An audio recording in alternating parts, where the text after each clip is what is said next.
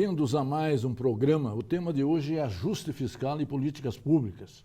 O Brasil vive uma crise econômica sem precedentes. Ela se manifesta por meio de vários indicadores: recessão, queda do PIB, falta de investimento, desemprego e crescimento da dívida pública devido ao aumento maior das despesas do que as receitas. A outra dimensão da crise é política, que se expressa por um sistema de corrupção generalizado e por falta de confiança nas instituições e nos políticos. O programa de hoje será dedicado à análise da proposta governamental de ajuste fiscal e de seu impacto nas políticas públicas de natureza social, caso venha a ser aprovada. E o nosso convidado é Frederico de Mello, economista e técnico do Diese, né? Bem-vindo, Frederico, é um grande prazer tê-lo aqui. Obrigado, Domingos. Como caracterizar a crise econômica? Olha, Domingos, a crise econômica, na verdade, para a população, ela aparece como um crescimento do desemprego, uma dificuldade de, se desempregado, encontrar um novo emprego, como uma dificuldade de fazer frente aos gastos. Então, isso é como a crise econômica aparece para as famílias, para as pessoas. E para as empresas aparece como uma dificuldade de vender, uma dificuldade de ter acesso ao crédito, ou a um crédito muito caro. Então, ela, dependendo de a qual ator ela afeta, ela aparece de uma maneira. E qual a relação da crise econômica com a política? Isso é um complicador? É um complicador, sem dúvida nenhuma, porque a crise econômica, para ser enfrentada, ela tem que contar com uma administração pública e com uma política pública que seja capaz de superá-la no curto, no médio e dar sinais para o longo prazo. E se tem um desajuste político e uma dificuldade de os atores políticos se entenderem sobre o que é preciso fazer no curto, no médio e sinalizar para o longo prazo, a crise se prolonga e se torna, enfim, mais crônica e mais demorada, se torna a saída da recessão. Perfeito. Quais as iniciativas do governo federal para resolver o problema da crise econômica?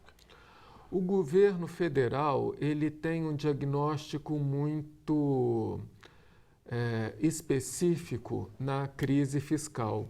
Para o governo, o problema principal do país é o desajuste fiscal. E aí ele, enfim, tem uma frase que sintetiza um pouco essa interpretação do governo federal, que é a Constituição Federal não cabe no orçamento. Sim.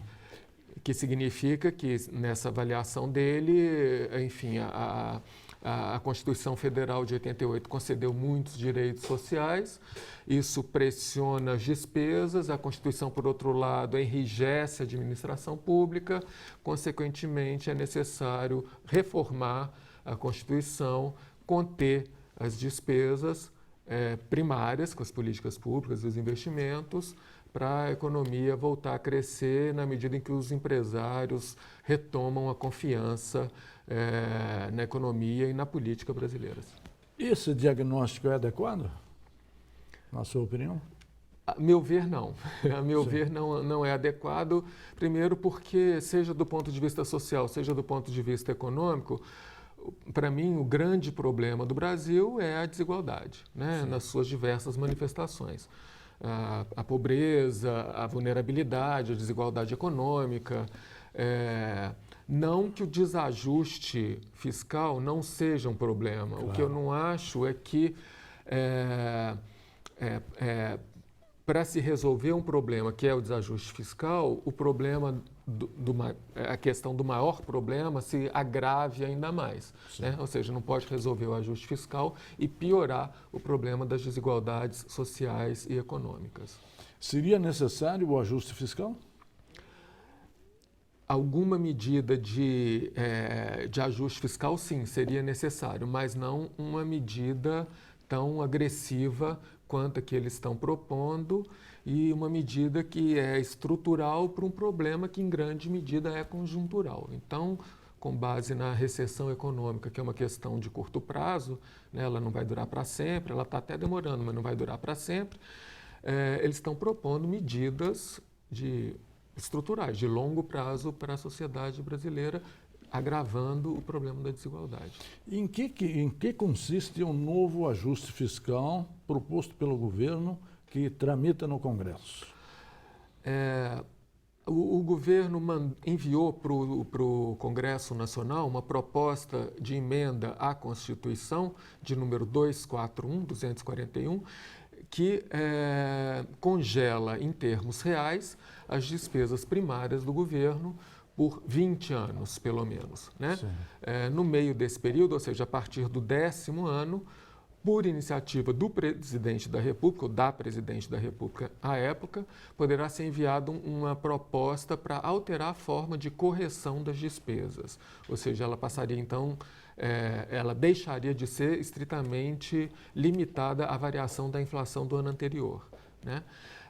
Então, essa é basicamente a proposta do governo. E as despesas primárias são todas as despesas do governo, fora as despesas financeiras, as despesas com a dívida pública. Ou seja, as despesas com a dívida pública estão protegidas, não tem nenhuma proposta de limitação, enquanto as despesas com saúde, com educação, com política habitacional, com previdência, com assistência, o conjunto dessas despesas, os investimentos, o conjunto dessas despesas ficam então congelados por 20 anos. Se eu entendi bem, o ajuste incide sobre as dívidas primárias, não sobre as dívidas financeiras, é isso mesmo?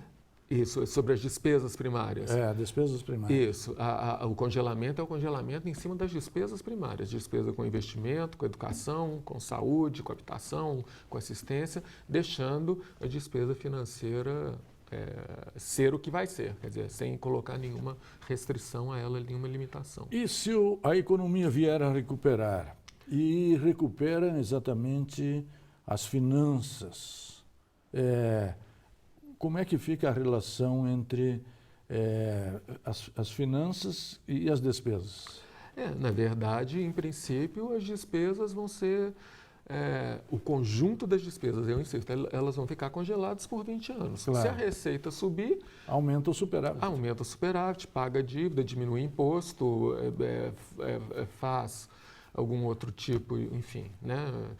Não se sabe exatamente o que vai ser feito. Nas negociações do Congresso Nacional, eles estão falando em colocar um gatilho para desamarrar as despesas primárias. O que seria isso? Se as receitas crescerem e a dívida pública diminuir o seu peso em relação ao PIB até um certo nível, então, se atingir determinado nível da relação dívida-PIB, as despesas primárias poderão crescer novamente acima da inflação.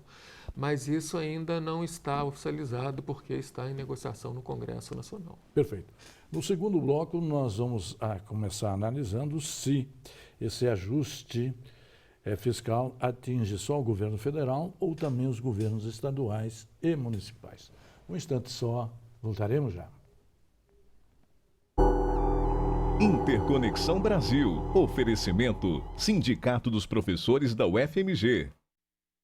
Interconexão Brasil. Oferecimento: Sindicato dos Professores da UFMG. Bem-vindos de volta ao segundo bloco. Estamos trabalhando o tema ajuste fiscal e políticas públicas. No primeiro bloco, nós situamos um pouco a crise econômica, sua relação com a política. E já entramos na análise propriamente dita da proposta PEC 241, que tramita no Congresso Nacional. Já deixei no ar o que seria o início desse segundo bloco, que é o ajuste fiscal só afeta o governo federal ou todas as esferas do governo? A PEC 241, ela em grande medida está restrita ao governo federal. Sim. Mas com uma exceção, eu diria que significativa. A PEC 241, ela promove a desvinculação dos gastos com saúde e educação em relação às despesas, mas aí tanto para o nível da União quanto dos estados e dos municípios. E essa vinculação, ou seja, estabelecer um limite mínimo do que cada ente da federação deveria gastar com educação e com saúde, foi uma forma que se encontrou para garantir que serviços de grande importância para a população fossem preservados da barganha política, seja na Câmara de Vereadores, na Assembleia Legislativa ou no Congresso Nacional.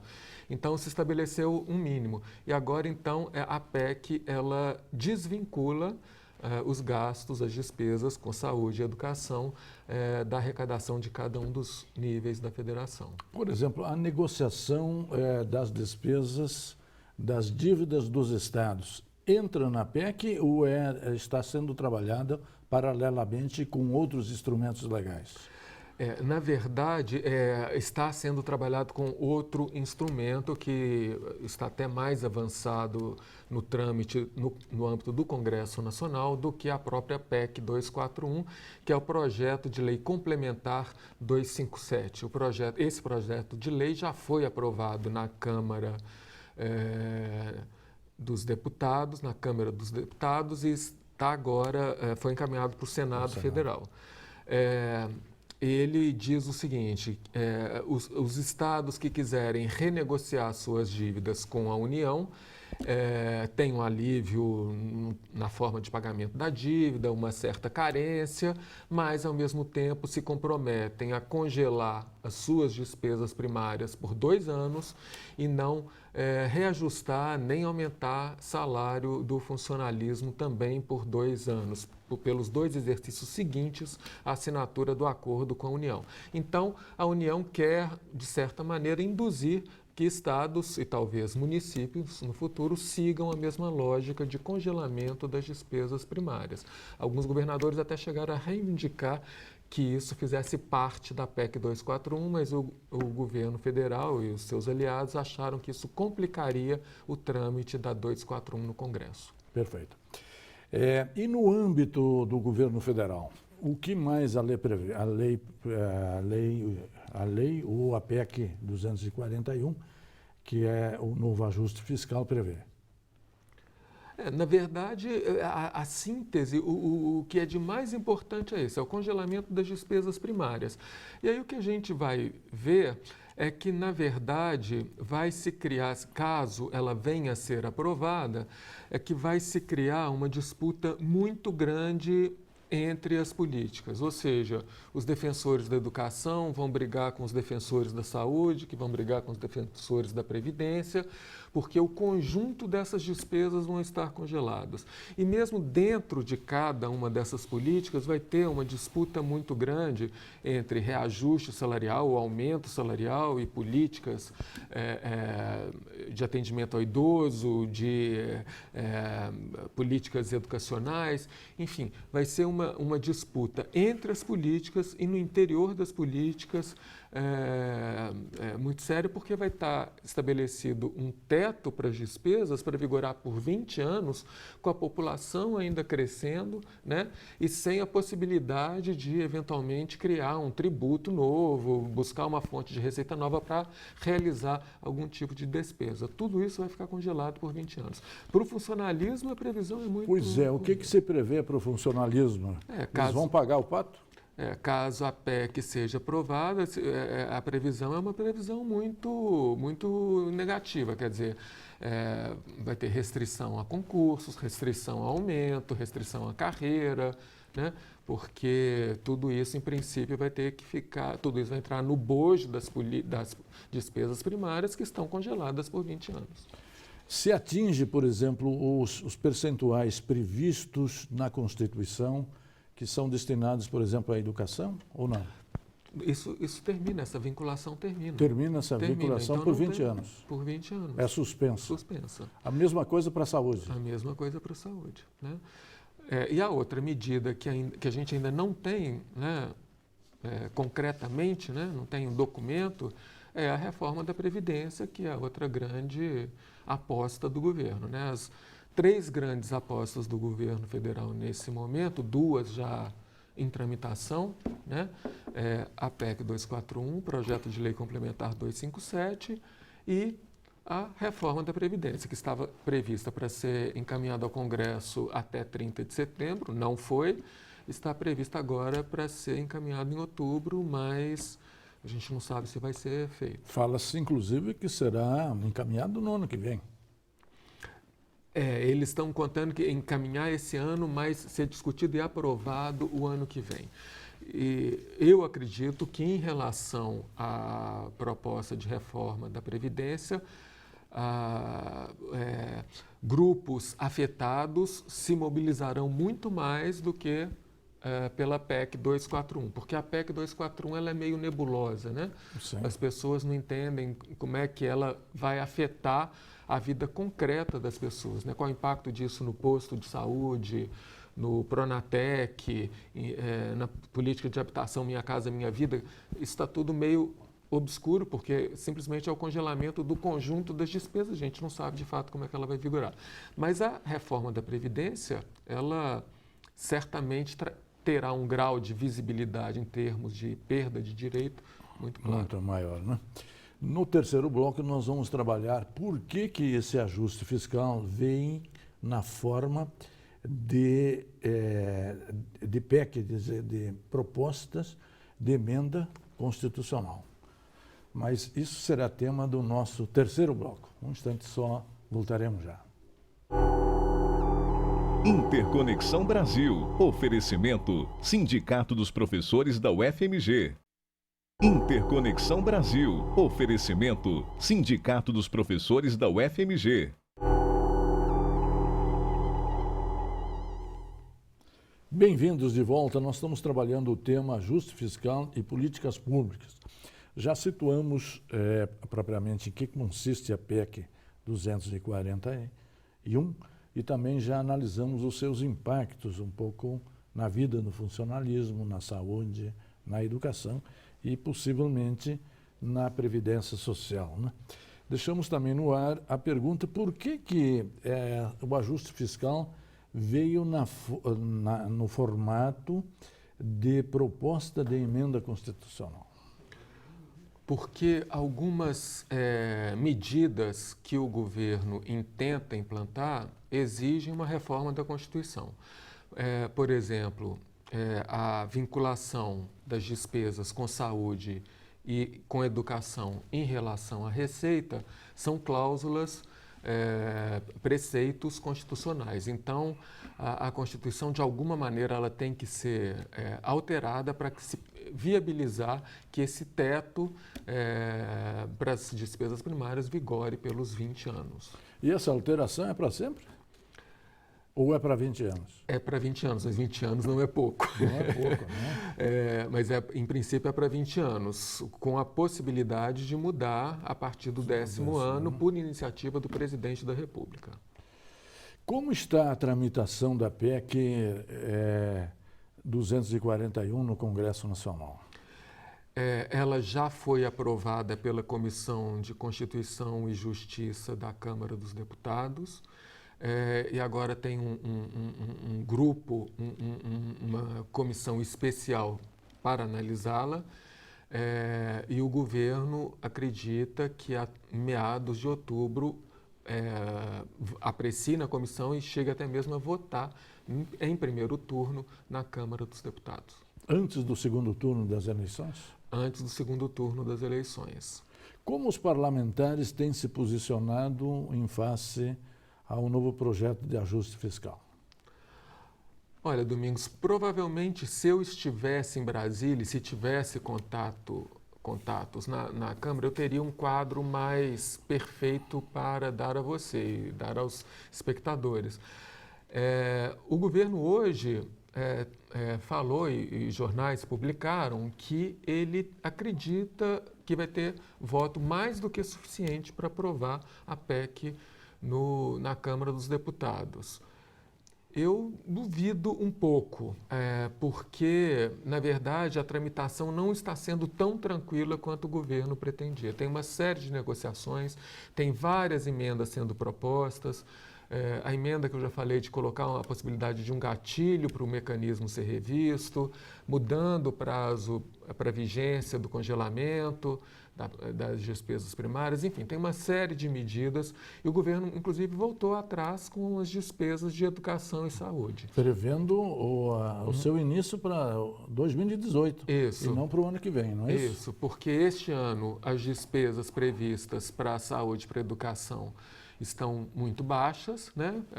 Em função da recessão econômica, da crise econômica, elas diminuíram, os parlamentares reclamaram, então o governo está propondo uma despesa maior para 2017, para ser a base, então, para o congelamento futuro das despesas primárias. Mas, enfim, isso mostra que ele está negociando. Então, a aprovação não está tão tranquila assim, mas, como eu disse a você, a população tem dificuldade de ver os impactos da PEC, então é difícil mobilizar a população para resistir ao impacto. A PEC que vai, na verdade, reduzir as políticas sociais públicas de maneira geral no país. Conhecidos os resultados das eleições municipais de primeiro turno, o governo sai fortalecido e terá mais força para aprovar essa PEC?